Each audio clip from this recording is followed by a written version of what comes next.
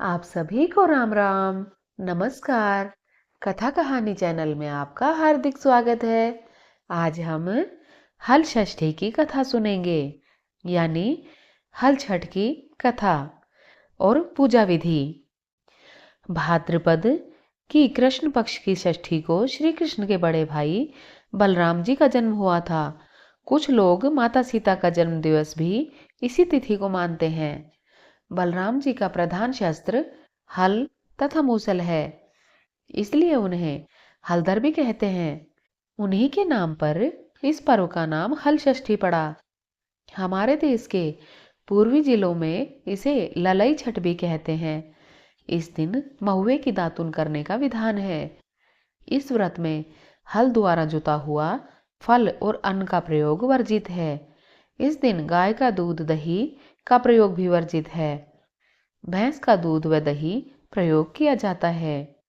कैसे मनाएं? इस दिन प्रातःकाल स्नान आदि के पश्चात पृथ्वी को लीपकर एक छोटा सा तालाब बनाया जाता है, जिसमें झरबेरी, पलाश, गुलर की एक एक शाखा बांधकर बनाई गई हर छठ को गाड़ देते हैं और इसकी पूजा की जाती है। पूजन में सतनजा, गेहूं, चना, धान, मक्का, ज्वार, बाजरा, जौ आदि का भुना हुआ लावा चढ़ाया जाता है। हल्दी में रंगा हुआ वस्त्र तथा सुहाग सामग्री भी चढ़ाई जाती है। पूजन के बाद निम्न मंत्र से प्रार्थना की जाती है। गंगा के दारे पुरकुशावर्ते विल्व के नील पर्वते स्नात्वा कनखले देवी हरम गंधवती पतिम ललिते सुभगे देवी सुख सौभाग्यदायिनी अनंतम देहि सौभाग्यम महम तुभ्यम नमो नमः। हे देवी, आपने गंगा केदार, कुशावर्त, विल्वक, नील पर्वत और कनखल तीर्थ में स्नान करके भगवान शंकर को पति रूप में प्राप्त किया है। सुख और सौभाग्य देने वाली ललिता देवी, आपको बारंबार नमस्कार है। आप मुझे अचल सुहाग दीजिए। हल षष्ठी की कथा। एक गर्भवती ग्वालिन के प्रसव का समय समीप था। उसे प्रसव पीड़ा होने लगी थी। उसका दही मक्खन बेचने के लिए रखा हुआ था। वह सोचने लगी, यदि बालक ने जन्म ले लिया तो दही मक्खन बिक नहीं पाएगा। यह सोचकर वह उठी और सिर पर दही मक्खन की मटकी रखकर बेचने चल दी। चलते चलते उसकी प्रसव पीड़ा बढ़ गई। वह झरबेरी की झाड़ी की ओट में बैठ गई। उसने एक पुत्र को जन्म दिया। अल्लड़ ग्वालिन ने बालक को कपड़े में लपेटकर वहीं लिटा दिया और स्वयं मटकियां उठाकर आगे बढ़ गई। उस दिन हर छठ थी। यद्यपि उसका दूध व मक्खन गाय भैंस का मिला जुला था, पर उसने बेचते समय यही बताया कि यह केवल भैंस का है, इसलिए उसका दूध दही बिक गया। जहां ग्वालिन ने बच्चे को छिपाया था, वहां एक किसान हल चला रहा था।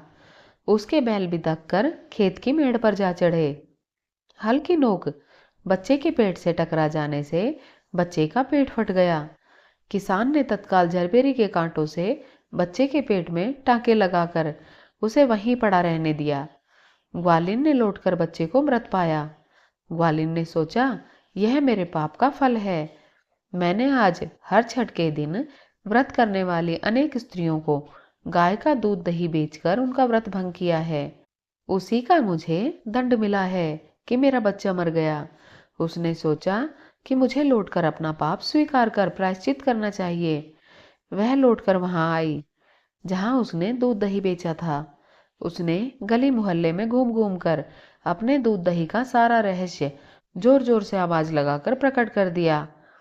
यह सुनकर स्त्रियों ने अपनी धर्म रक्षा के विचार से उसे आशीष दी। जब वह वापस उसी खेत में पहुंची तो उसे उसका पुत्र जीवित अवस्था में मिला। उसी दिन से ग्वालिन ने पाप छिपाने के लिए कभी झूठ न बोलने का प्रण लिया।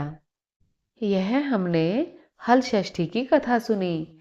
हमारी कथा कहानियां सुनने के लिए आपका बहुत बहुत आभार।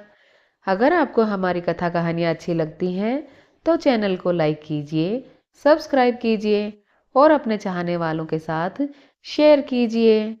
सत्य की हमेशा जीत होती है। सांच को आँच नहीं।